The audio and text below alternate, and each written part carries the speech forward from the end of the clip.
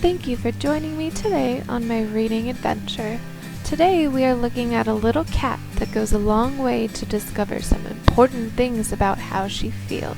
Let's begin. Once upon a time, there was a creative, colorful cat named Miss Mittens. Miss Mittens was just about to start her first school year as a teacher and was super excited. When her principal asked how she was going to set up her new classroom, however, Miss Mittens realized that she wasn't sure what to do. In order to straighten out her feelings about teaching and figure out what to do for her new classroom, Miss Mittens decided to go visit some of the very best teachers she knew and ask them for advice. First, Miss Mittens visited her old history teacher, Mr. Hoot. "Hello, Mr. Hoot," Miss Mittens said. "I'm just about to start my first year of school, but I need some help." "Very well, my dear," Mr. Hoot replied. "To begin, how do you feel about ideas?" "Ideas? Well, Mr. Hoot, I believe that ideas can change lives. Facts and figures certainly have their place, but abstract thoughts and feelings are very important." "So would you say that the purpose of education is to contribute to the development of the mind and self of the learner?" Mr. Hoot asked. "Absolutely, and teachers serve as models for their student through example and guidance," Miss Mittens replied. "My dear, your answer reminds me of an old saying by a man named Plato. Do not train children to learning by force and harshness, but direct them to it by what amuses their minds, so that you may be better able to discover with accuracy the peculiar bent of the genius of each." "That is very profound, Mr. Hoot. I feel this Plato man was very wise. You have really helped me quite a bit. Thank you so much. I must go, but I will be sure to come back and visit soon." "Don't forget, my dear," Mr. Hoot called, "as Rene Descartes so eloquently stated, that it is not enough to have a good mind. The main thing is to use it well. Good luck." Next, Miss Mittens went to see her favorite English teacher, Mrs. Trix. They sat down to tea, and Miss Mittens asked her former teacher for some advice. "I would be happy to give you some advice, Miss Mittens. One of my favorite quotes by Mortimer Adler actually helped me quite a bit when I first started. In the case of good books, the point is not to see how many of them you can get through, but how many can get through to you." "Oh, I remember hearing that in your classroom," Miss Mittens exclaimed. "Indeed. What do you see as the point of school?" Mrs. Trix asked. "To help individual students reach their potential. But how can I accomplish that?" Miss Mittens asked apprehensively. "By allowing students to explore. Focus on the big principles instead of the little facts, so you can give the students the skills to apply what they know to any situation. It's like Robert Hutchins once said, 'The purpose of education is not to fill the minds of students with facts. It is to teach them to think, and always to think for themselves. Let the students explore, and they will learn more than any lecture could teach them.'" "I see, Mrs. Trix. Thank you for your insight. I knew that was how I felt about teaching, but I couldn't put it into words. I must go now, but you've been so very helpful. See you soon." And with her feelings solidified a little bit more, Miss Mittens was off once again. Miss Mittens' next stop was her most inspirational teacher, Miss Fleet. Miss Fleet taught art class and was a creative, kind individual whose classrooms were always happy and peaceful, Miss Mittens remembered admiringly. "Miss Fleet," asked Miss Mittens, "what is your secret to such happy students?" "The secret is that there is no secret, my darling. As said by Johann Pestalozzi, you plant a tiny seed in the ground. In that seed lies the whole nature of the tree. Make your classroom student-centered, and the students will find room to grow." "So if there is no secret, how can I make my classroom as warm and welcoming as yours?" "Darling, I remember you very well from my classes, and know that you feel just the same as I do about education. You should already know that students learn best as a community of peers working together. I'm sure you're familiar with Vygotsky's theory on the zone of proximal development.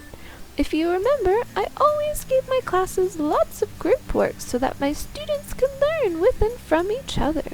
Now think, darling, what else can you remember about my classes? Well, you always treated each student as a whole child. Our emotional growth was just as important as our intellectual growth, and that's always something I've wanted to emulate. And you can! Just put an emphasis on creative, collaborative problem solving. Provide an atmosphere where students know they can learn from their mistakes, rather than being ashamed in making them. Treat students as individuals and encourage them to play a positive role in many communities, both in and outside of the classroom. Remember when I inspired you and your classmates to start a recycling club? Being a part of the community helps students grow into happy, wholesome individuals. The greatest gifts we can give our children, educator Maria Montessori explained, are the roots of responsibility and the wings of independence. Oh, Miss Fleet, it's like you can read my mind. I'm so glad I talked to you. You put my feelings into words that will be so helpful when I begin my first day of teaching. I'm glad I could help, darling Mittens. Now run along. Miss Fleet waved goodbye as Miss Mittens headed off to her next visit. Her second to last visit took her to the home of her favorite science teacher, Mr. Honeybee. Good afternoon, Mr. Honeybee. I learned so much in your class. How did you get everything to stick so well? Well, Miss Mittens, Mr. Honeybee rumbled, it starts with knowing that people construct their own understanding and knowledge of the world through experiencing things and reflecting on those experiences. Oh, I see, Miss Mittens exclaimed. So people learn by doing things like being curious, playing, analyzing, asking questions, thinking critically, and finding their own answers? Spot on. Students should be active learners and construct ideas rather than passively absorbing information. Teach them how to learn and foster their desire to learn. Get them to question everything, and students will be better able to construct a meaningful world around them. After all, as Jerome Bruner stated, we are storytelling creatures, and as children we acquire language to tell those stories that we have inside us. That's perfect, Mr. Honeybee. Exactly what I want for my students. But how can I get them to become active learners? Teachers are excellent facilitators.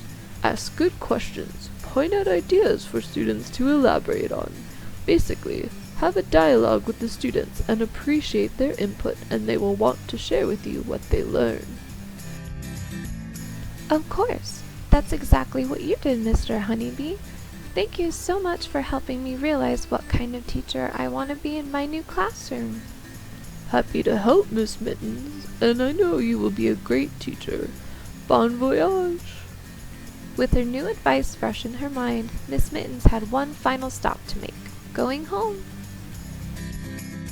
Miss Mittens' mother was an elementary teacher, and if anyone had advice to complete Miss Mittens' thoughts, it would be, without a doubt, her mother.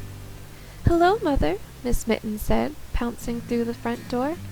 I've just talked to some wonderful teachers who have given me a better idea of how I want to teach, but I feel like I'm still missing something.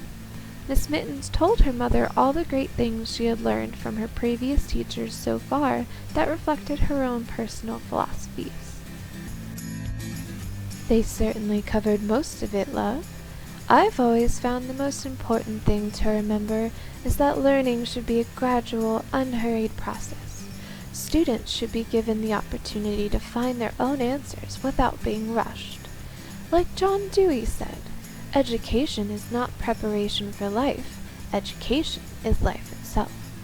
Students will learn best what they want and need to know, so your role as a teacher is to cultivate a warm, welcoming environment where students feel safe to explore and ask questions. A non-threatening environment is the best learning environment. Keep these in mind, my love, and I know you will become a great help and inspiration to your students. Yes, that's it. That was the last piece. Now I know exactly how I want my classroom to be. Thank you, Mother.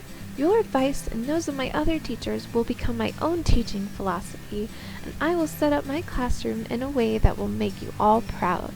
I am so excited to finally understand how I feel about my students. I must go tell my new principal. Goodbye, Mother."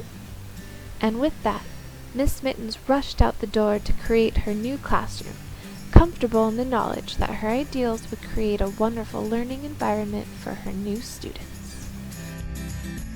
And Miss Mittens taught happily ever after. The end.